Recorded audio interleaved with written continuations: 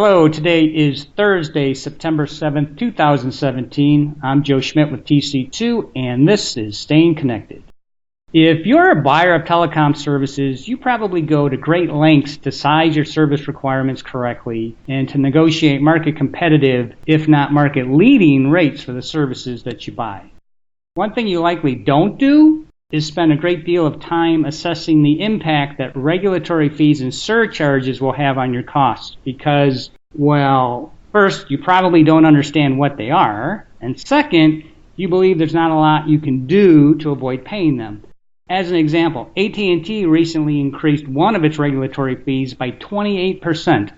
Let's discuss this with two professionals that have a very good understanding of what these nasty fees are and what you can do to reduce their impact on your telecom budget. I'm joined by Deb Boehling, a senior partner at LB3, and my fellow TC2 project director, Theresa Knutson. Deb, let me start with you. What are some of the most costly regulatory fees for enterprises?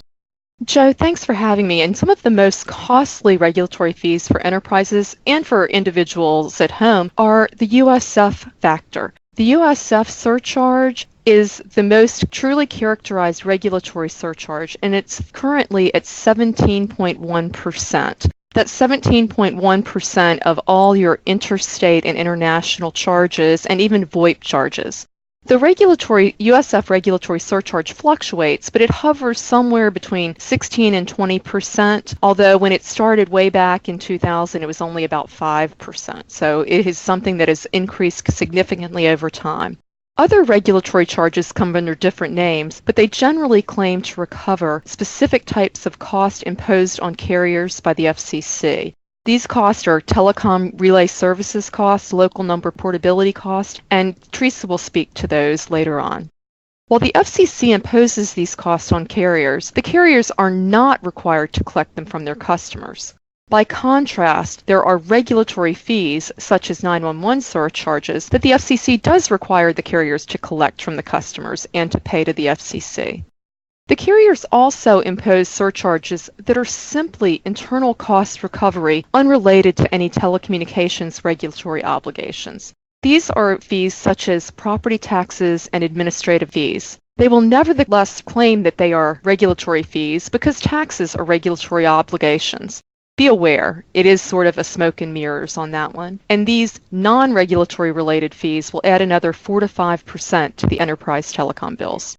So why are the service providers allowed to charge them? Well, we're in a competitive market. About 15 years ago, the FCC held almost all interstate and international services were competitive. And good news for enterprise customers, the FCC detariffed the services. That meant the FCC would no longer analyze and approve prices and terms, and the market would determine them. Sounds good, right? Detariffing meant carriers could provide services on individually negotiated terms. That was great from an individual rate basis, but these surcharges become tricky. Today's FCC, particularly its new chairman, believes in relying on market forces instead of regulation. In a competitive market, the market is supposed to work, and the carriers and customers are supposed to work out any problems they have with these regulatory surcharges. In reality, carriers will not budge on the USF surcharges and are difficult on other regulatory fees and cost recovery add-ons. The FCC does, however, act in its self-interest. When the carriers were first required to pay to support the FCC's Universal Service Fund, they charged their customers more than the FCC contribution factor. The FCC got a bad rap. The USF was not a tax, and the FCC did not require the carriers to collect the USF contribution from their customers. This was a carrier move. To improve its image, beginning April 1, 2003, the FCC prohibited carriers from suggesting the USF line item on bills was required by the FCC. Carriers had to make it clear the USF line item was a carrier-imposed charge. This led carriers to develop new fee structures that would allow them to recover costs previously included in the USF charge.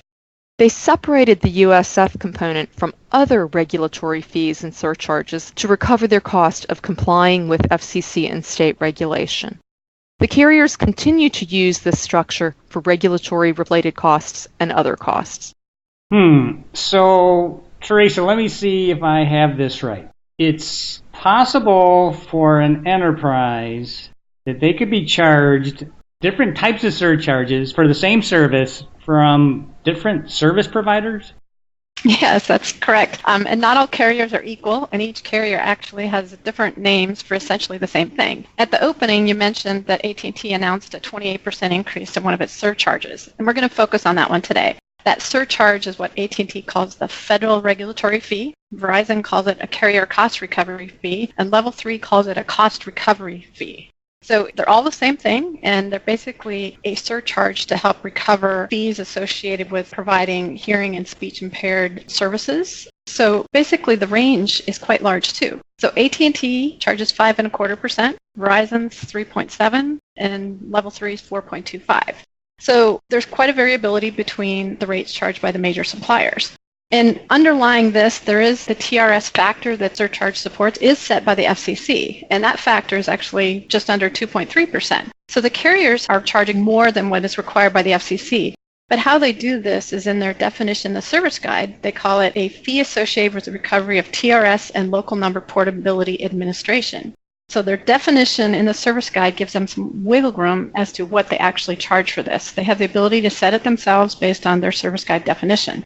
And what's really interesting, Deb just found recently that the CenturyLink service guides notes that they're combining their property tax fee and the federal regulatory fee into one thing. So keep an eye out for those on your CenturyLink bills.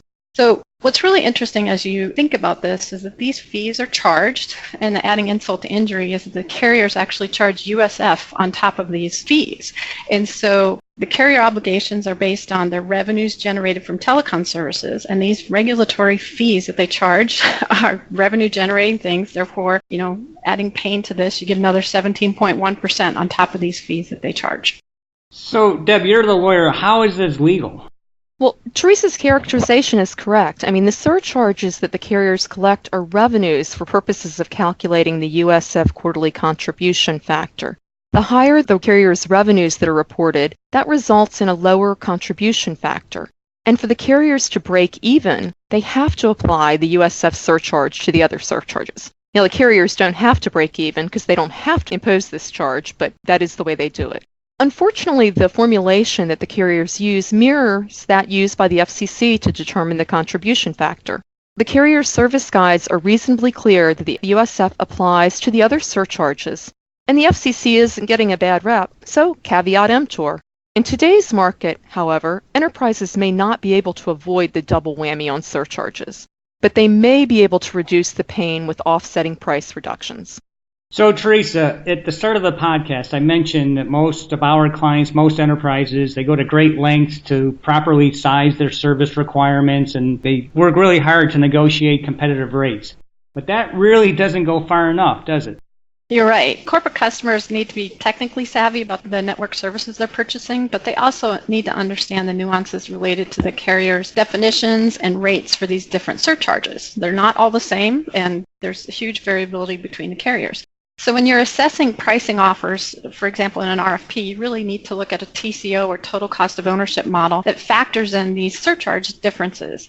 Based on just the FRF that we talked about earlier, with AT&T being the highest at 5.25% and Verizon being the lowest, there's about a 1% difference there, or a little 1.5% difference. So if you're spending $10 million a year, that's an extra $160,000 a year you would pay if you purchased those same services from AT&T versus Verizon.